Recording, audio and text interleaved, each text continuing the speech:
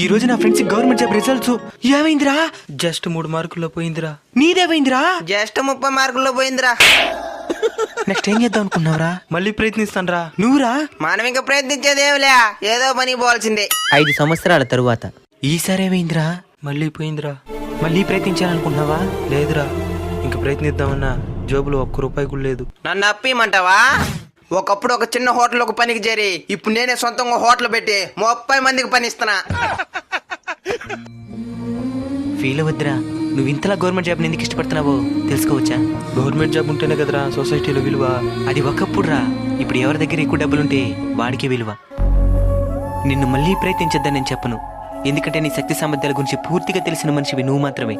ఒకవేళ నీకు మళ్ళీ ప్రయత్నించి సాధించగలను అనిపిస్తే ప్రయత్నించు, లేదంటే మరొక మార్గాన్ని ఎంచుకో. ఎందుకంటే ఇక్కడ గవర్నమెంట్ జాబ్ మాత్రమే జీవితం కాదు, ఇక్కడ డబ్బే ప్రధానం.